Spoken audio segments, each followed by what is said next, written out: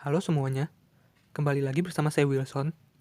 Di video pembelajaran kali ini, saya akan menjelaskan materi tentang Jung Analytical Psychology Levels of the Psyche.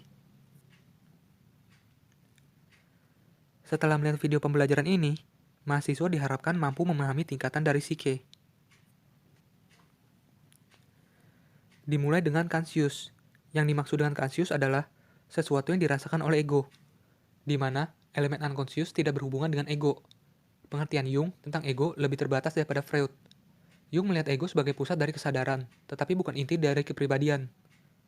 Ego harus dilengkapi oleh diri yang lebih komprehensif, di mana yang dimaksud dengan diri adalah pusat kepribadian yang sebagian besar tidak disadari. Individu yang sehat disebut individuasi.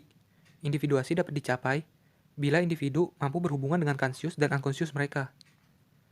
Macam-macam unconscious akan dibahas pada slide selanjutnya. Yang pertama adalah personal unconscious. Personal unconscious adalah semua pengalaman yang ditekan, dilupakan, atau pengalaman yang dirasakan secara bawah sadar dari individu. Beberapa gambaran dalam personal unconscious dapat diingat secara mudah, beberapa sulit untuk diingat, dan beberapa jauh di bawah jangkauan kesadaran. Isi dari personal unconscious disebut complexes. Kompleks adalah suatu pencampuran sifat emosional dari ide-ide yang saling berkaitan. Yang kedua adalah collective unconscious. Collective unconscious berakar dari leluhur di masa lalu, berupa konsep universal seperti Tuhan, ibu, air, bumi, dan lain-lain. Selain itu, berkaitan dengan mitos, legenda, dan kepercayaan agama. Collective unconscious menghasilkan big dreams, yaitu mimpi dengan makna di luar pemahaman individu dan signifikan untuk orang di berbagai tempat dan waktu. Collective unconscious tidak mengacu pada ide-ide yang diwariskan, tapi lebih pada kecenderungan dalam diri manusia untuk bereaksi dalam cara tertentu kapanpun pengalaman mereka menstimulasi respon warisan biologis.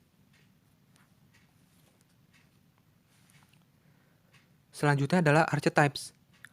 Archetypes adalah gambaran kuno yang berasal dari ketidaksadaran kolektif. Archetype seharusnya dipisahkan dari insting dan berbeda dengan insting. Jung mendefinisikan insting sebagai dorongan fisik yang tidak disadari terhadap tindakan dan melihat archetype sebagai lawan psikis dari sebuah insting.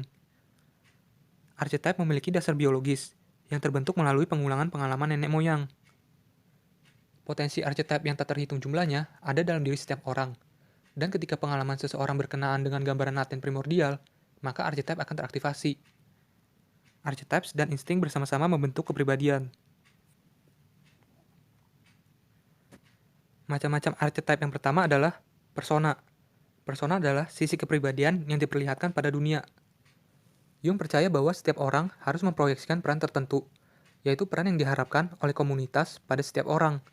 Contohnya, seorang dokter diharapkan untuk memiliki karakteristik bedside manner, yaitu cara berbicara dengan pasien. Selanjutnya adalah shadow.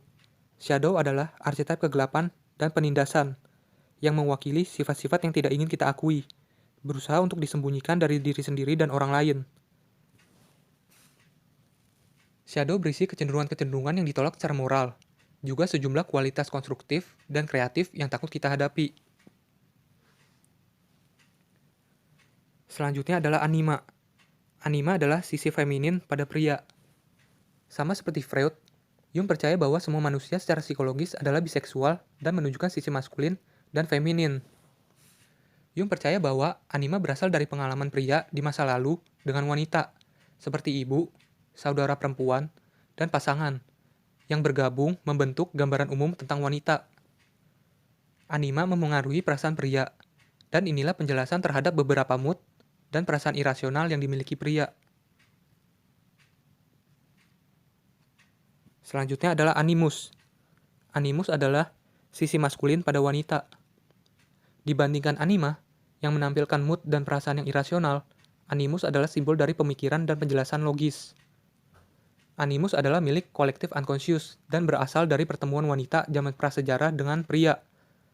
Dalam hubungan pria dan wanita, wanita akan memproyeksikan pengalaman nenek moyangnya dalam berhubungan dengan ayah, saudara laki-laki, kekasih, dan anak laki-laki pada pria yang tak diduga. Jika seorang wanita didominasi oleh animusnya, tidak ada penjelasan logis atau emosional dapat menggoyahkannya dari keyakinannya.